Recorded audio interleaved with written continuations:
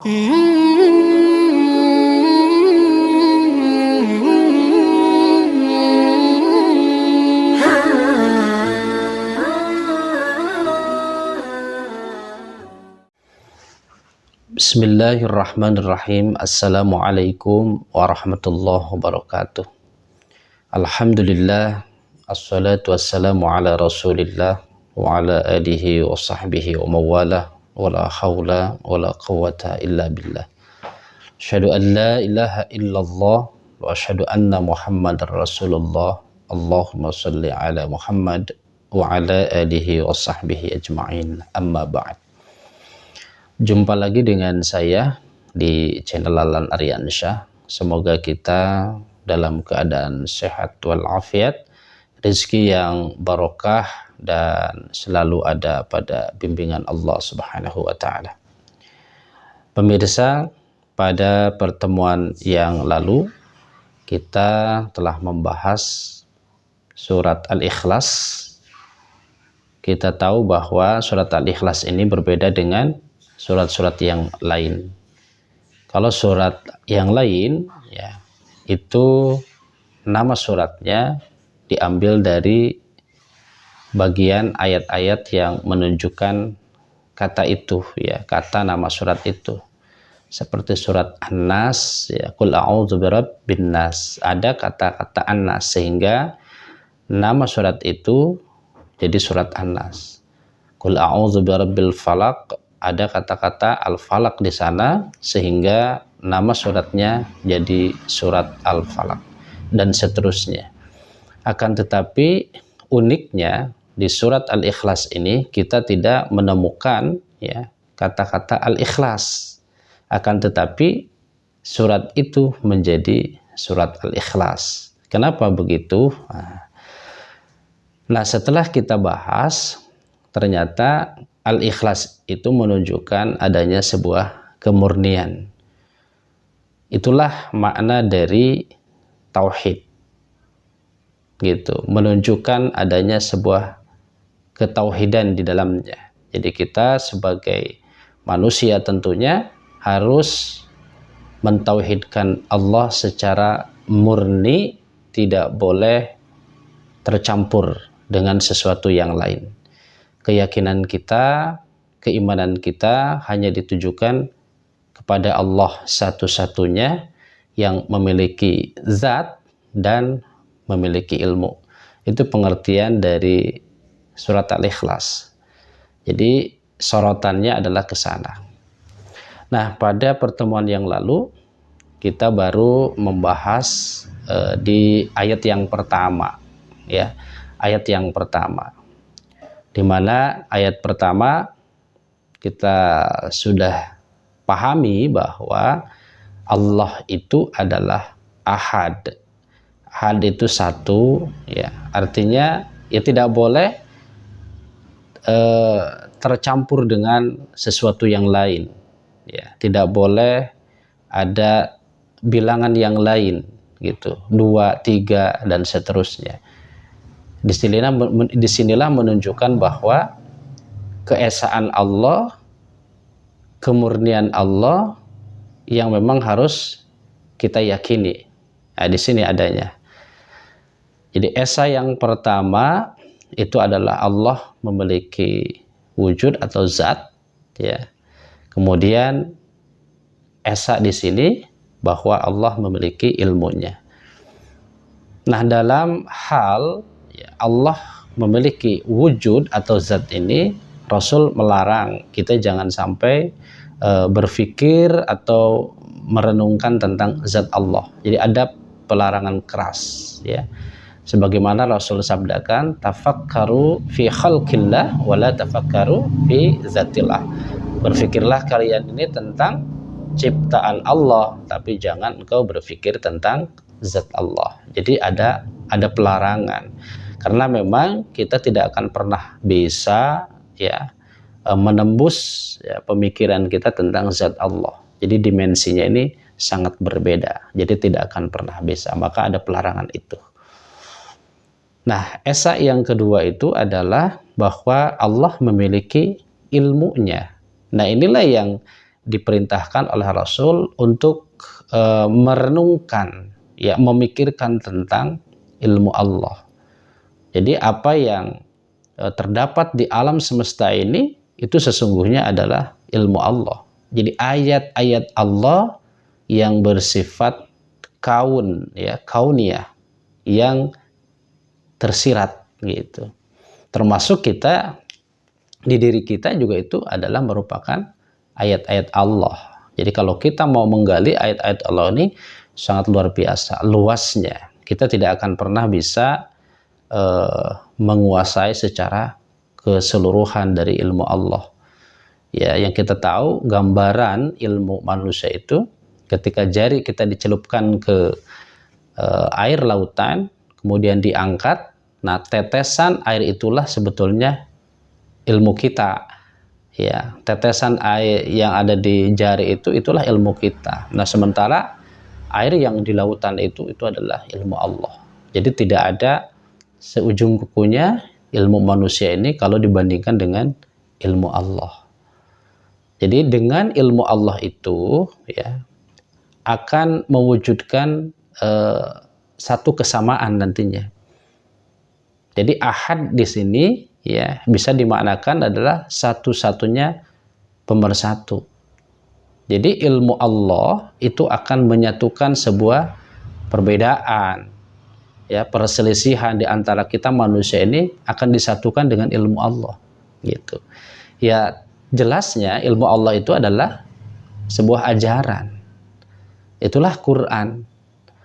Jadi manusia yang berbeda, ya, adanya perselisihan gitu, itu dengan Al-Quran bisa disatukan, ya, bisa jadi satu pandangan, kemudian bisa jadi satu sikap. Itulah fungsinya ilmu Allah tuh seperti itu. Nah, maka di sini kita diperintahkan oleh Rasulullah ini, galilah ilmu Allah ini sedalam-dalamnya, sehingga kita nanti akan paham, ya, esensi dari keinginan atau maunya Allah itu seperti apa, gitu. Itu ayat yang pertama kurang lebih arahnya ke sana, ya, sorotan pentingnya ke sana. Baik, untuk pembahasan kali ini kita akan fokuskan di ayat yang keduanya, ya. Di ayat yang kedua Allah sampaikan dalam surat Al-Ikhlas ini, Allahus Samad. Jadi Allah adalah tempat bergantung semua makhluk, ya, termasuk di dalamnya ada manusia. Jadi manusia ini memiliki ketergantungan kepada Allah. Dan manusia ini adalah makhluk alternatif, ya.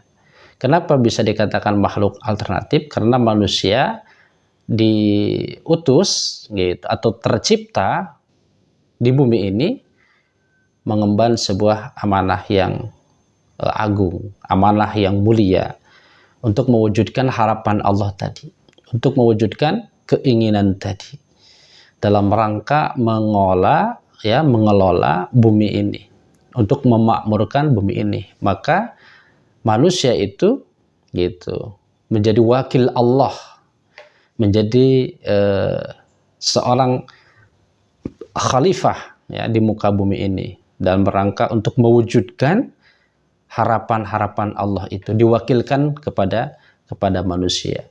Dan memang, ya, tidak mudah, ya, amanah yang Allah berikan kepada kita ini tidak mudah, karena tidak sedikit, ya, manusia tidak mampu untuk melaksanakan amanah ini. Jadi amanah ini dikhianati oleh manusia, sehingga tidak bisa mewujudkan dan tidak bisa membuktikan apa-apa yang Allah harapkan itu. Jadi Allahus Samad itu adalah bahwa setiap makhluk, ya, termasuk manusia itu tidak terlepas dari ketergantungan kepada Allah. Artinya disinilah sebetulnya, ya, adanya penegasan tentang tauhid. Disinilah adanya penegasan tentang keyakinan untuk memurnikan semurni-murninya kepada Allah Subhanahu wa taala. Ya, di sini pula lah adanya sebuah ketaatan yang utuh, kepatuhan yang utuh, ya, kepasrahan yang utuh. Tidak boleh adanya campur aduk. Ada sesuatu keterikatan atau ketergantungan dengan yang lain. Ini sorotannya ke arah sana. Jadi ketika kita menyatakan Allahus Shomad, berarti apapun yang kita lakukan ini tidak pernah terlepas dari apa yang Allah mau. Allah menginginkan seperti apa, gitu tuh. Sebetulnya kan Allah ini menginginkan bahwa manusia itu harus sesuai hidupnya, standarnya, kebenarannya itu dikembalikan lagi kepada ajaran Allah, yaitu Quran. Jadi harus kembali kepada Quran. Hidup dan kehidupannya, pandangan dan sikap hidupnya ini harus kembali kepada Al-Quran. Jangan sampai keluar dari Quran. Kalau kita sudah pandangannya, kemudian sikap hidupnya keluar dari Quran, itu sama saja sudah mengotori, tidak lagi memurnikan lagi, ya, sudah mengotori, karena ada ikut andil di dalamnya, ada ketergantungan lain, ya, bukan hanya ketergantungan toh murni kepada Allah, tapi ada ketergantungan yang lain. Artinya menerima, ya, menerima kebijakan yang lain, menerima aturan-aturan yang lain di luar aturan Allah. Nah, disinilah ya penegasan sebenarnya Allahus Shomad itu adanya sebuah perwujudan untuk menegakkan kedaulatan Allah di bumi. Jadi adanya perwujudan untuk mewujudkan kedaulatan Allah di bumi. Minallah, alallah, ilallah. Jadi ketika kita meyakini bahwa Allahus Shomad, semua makhluk ada ketergantungan kepada Allah, lalu kemudian prakteknya kita tidak mewujudkan kedaulatan Allah di bumi, berarti sebetulnya itu adalah perbuatan syirik. Orangnya adalah musyrik. Jadi kita memahami tentang syirik itu, ya, bukan hanya saja kita meyakini terhadap perdukunan, ya, atau meyakini tentang hal-hal yang bersifat mistis. Termasuk di dalamnya ketika kita tidak mewujudkan, ya, harapan Allah, yaitu mewujudkan kedaulatan Allah di bumi ini, minallah, alallah, ilallah, itu juga sama, kita sudah melakukan kesyirikan kepada Allah. Ini sorotan penting. Allahus Shomad itu begitu. Manusia, makhluk Allah ada ketergantungan kepada Allah, berarti sesuai dengan apa yang Allah mau. Allah mau itu adalah semua manusia harus kembali kepada Al-Quran sebagai petunjuk kehidupan, ya, untuk bisa menyatukan manusia yang ya sedang baku hantam, sedang berselisih, kan gitu. Ini poin utama atau sorotan penting di surat Al-Ikhlas ayat yang kedua itu seperti itu. Ya, secara garis besar memahami tentang konteks Allahus Shomad itu ke arah sana. Jadi mewujudkan harapan Allah, yaitu untuk mewujudkan ajaran Allah di bumi, yang sehingga nanti itu menjadi kedaulatan Allah saja. Jadi tidak ada lagi kedaulatan yang lain yang ada di bumi ini. Dan itulah tugas, ya, utama sebagai manusia yang sengaja oleh Allah diutus dan tercipta di muka bumi ini untuk mewujudkan itu. Makanya manusia dijadikan sebagai makhluk alternatif, ya, menjadi wakil Allah, menjadi seorang khalifah untuk mewujudkan itu, untuk mewujudkan harapan itu. Itulah makna dari Allahus Samad, ya, secara singkat dan garis besar tuh ke arah sana ya pemahaman dan pemikiran kita ini. Tidak boleh terlepas dari itu. Barangkali untuk sementara itu saja dulu teman-teman sekalian. Mudah-mudahan teman-teman bisa menyimak ya dan bisa memahami apa yang saya jelaskan di ayat yang kedua ini. Terima kasih atas perhatian. Mohon maaf atas segala kekurangannya. Assalamualaikum warahmatullahi wabarakatuh.